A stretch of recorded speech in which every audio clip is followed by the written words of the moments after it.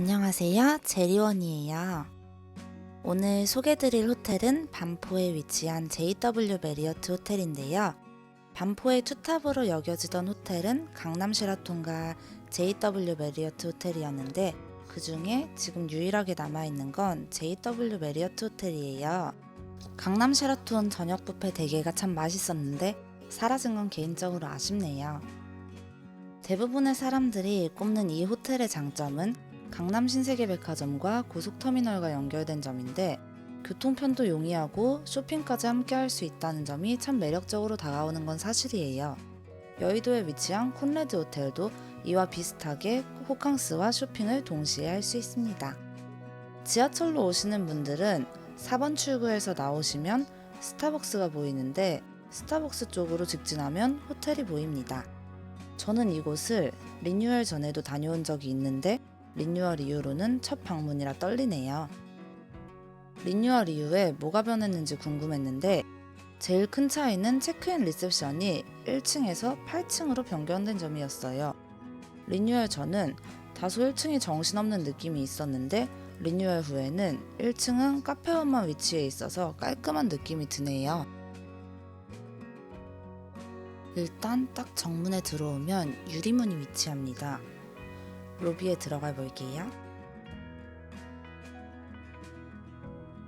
로비에 들어가면 일단 층고가 엄청 높아서 웅장한 느낌을 줍니다. 5성급 호텔답게 깔끔한 느낌과 고급스러운 이미지를 주며 이곳에는 예술작품들이 위치해 있어요. 입구 중앙에 커다란 진주 목걸이 같은 예술품이 있으며 이 예술품의 이름은 아이보리 더블 목걸이입니다. 딱 봐도 굉장한 거금을 쏟아부은 티가 나네요. 유리구슬 512개로 만든 작품이라고 합니다. 저는 개인적으로 체크인 데스크가 8층에 있는 게 좋다고 느꼈어요. 이그제큐티브 룸 이용 시에는 9층에서 체크인과 체크아웃도 가능합니다. 하지만 전 바뀐 리셉션 라운지가 궁금해서 8층에서 체크인을 했어요. 8층에 올라오자마자 메리어트 계열 특유의 향인 서틀 소피스티케이션 향이 나네요. 메리어트 호텔은 어딜 가나 이 향수를 쓰고 이걸로 향기 마케팅도 많이 했어요.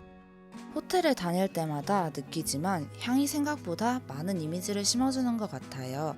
그리고 다른 메리어트 계열의 호텔을 갈 때마다 이때가 생각이 나고 이 향 지난번에 맡았는데 기억나는 부분 같아서 저도 너무 좋다고 생각해요.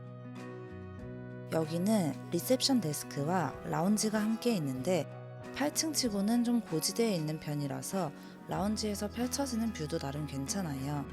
뷰를 보면서 식사하거나 애프터눈 티 세트를 드시는 분들이 많았어요. 좌석들이 창문을 바라보는 방향으로 위치해 있어서 이런 점은 괜찮은 것 같아요. 여기 라운지가 다른 호텔 라운지와 다른 점으로 미는 건 딤섬인데 가격대가 나쁘지 않아서 다음에 이용해보고 싶다는 생각이 들었어요. 커피를 15,000원 주고 먹기는 어려운데 좋은 뷰의 식사에 4만원대라면 덜 아까운 이유가 뭘까요? 저는 체크인을 3시 반쯤 진행했고 바로 커피를 마시러 9층의 라운지를 이용했어요. JW 메리어트 호텔의 라운지는 4시 반까지는 티타임을 즐길 수 있어요. 이그제큐티브 룸을 이용하시는 분들은 가벼운 핑거 스낵들과 커피를 마실 수 있고 제가 방문한 날의 핑거 스낵은 연어 샌드위치와 기다란 쿠키 그리고 마들렌이었습니다. 라운지 같은 경우엔 굉장히 깔끔하고 넓으며 쾌적했어요.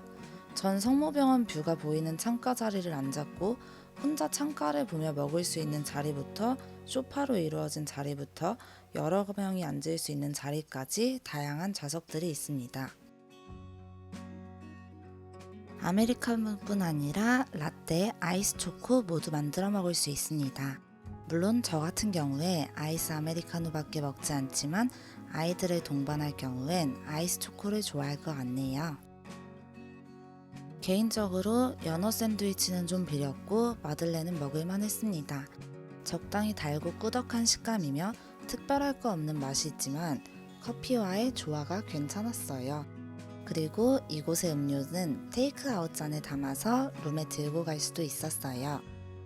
드디어 룸을 들어갈 시간이에요. 저는 이날 이그제큐티브 룸을 예약했기 때문에 이그제큐티브 룸을 배정받았고 TV, 소파, 침대 2개가 위치해 있었습니다. 다른 호텔보다 소파의 크기는 좀 긴 편이었고 메리어트 계열의 침구는 역시나 소문났던 대로 푹신해 보였었어요. 이곳 같은 경우엔 손소독제 그리고 마스크까지 침대 위로 올려주셔서 기분이 좋았었고 여기에 특이한 점은 블루투스 스피커가 있어서 노래를 들으면서 호캉스를 즐길 수 있다는 큰 장점이 있더라고요. 기본 뷰가 성모병원 뷰고 한강 뷰 같은 경우엔 금액 추가가 있었지만 이 호텔의 경우 한강 뷰가 별로 조금밖에 보이지 않기 때문에 굳이 추천을 안 드리고 시티뷰로 추천해 드리고 싶어요. 그럼 한번 이번엔 욕실에 들어가 볼게요. 일단 기다란 욕조가 있었고 바디솔트 또한 구비되어 있다는 게 큰 장점이라고 느꼈어요. 수건 같은 경우에 여느 호텔과 같이 넉넉하게 준비되어 있었고 만약 부족한 경우엔 전화로 말씀드리면 더 올려주십니다. 이 화장실의 특이한 점은 샤워부스인데 샤워부스 안에 바닥이 나무로 되어 있어서 히노키 향 같은 나무 향이 은은하게 퍼지는 게 기분이 참 좋더라고요. 어메니티 같은 경우에 시코르랑 합작해서 제작한 어메니티라는데 제가 좋아하는 시원하고 우디한 느낌이라서 좋았고 일회용 가글이 구비된 점도 참 좋다고 느꼈었어요. 다음은 수영장으로 향해 볼게요. 수영장 이용 시간은 오전 5시 45분부터 오후 10시까지고 수영장은 투숙객 누구나 이용할 수 있으며 이용 횟수는 1회로 제한되어 있습니다. 예전엔 이용 횟수 제한이 없었다고 하는데 현재는 제한이 있어서 좀 아쉽다고 느꼈어요.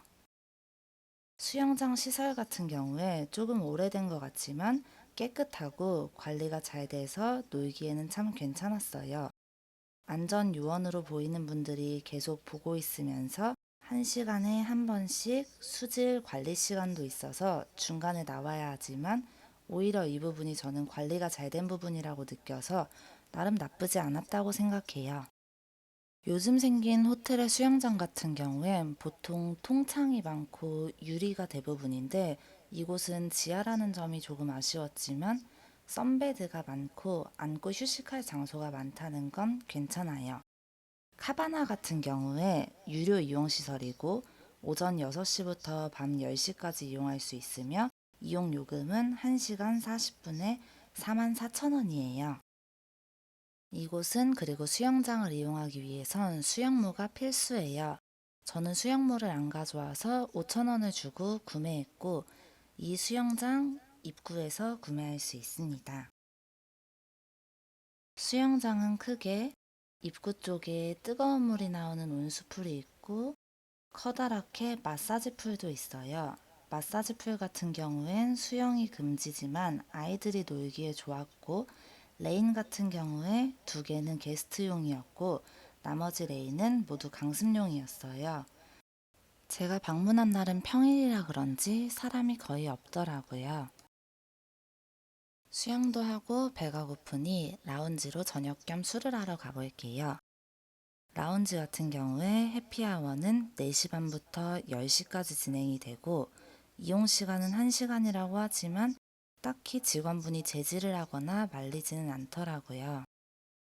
메뉴 같은 경우에 직접 만들어 먹을 수 있는 샐러드와 드레싱들, 치즈 샐러드, 시저 샐러드, 훈제 연어와 야채들이 준비되어 있었고 특이하게 여기는 라운지에 한식도 있는데 이날은 가리비젓이나 멸치볶음 그리고 미역국이 나왔어요. 디저트도 한번 소개해 볼게요. 무스 케이크, 녹차 마카롱, 타르트, 떡 이런 종류들이 있었고 과일 같은 경우에 오렌지, 파인애플, 리치, 키위와 같이 4가지 종류가 있었어요. 직접 만들어 먹을 수 있는 메밀국수도 있었고 기본적으로 스프도 구비되어 있었고 스프도 맛이 생각보다 굉장히 진하고 괜찮아요.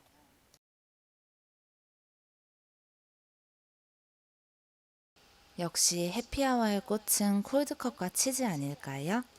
콜드컷 4종류, 치즈 4종류, 아몬드와 감자칩, 그리고 나초와 나초 소스들이 구비되어 있었어요. 제가 간 날 핫푸드 같은 경우에 볶음밥, 양고기 카레, 제육볶음, 그리고 새우 하가오가 있었어요. 메뉴가 엄청 많진 않지만 한식도 있고 콜드컷 메인 메뉴 샐러드가 준비된 부분에서는 밥 먹기도 술 먹기도 참 괜찮다는 생각을 했어요. 제가 이날 제일 맛있게 먹은 메뉴는 미역국과 메밀국수입니다.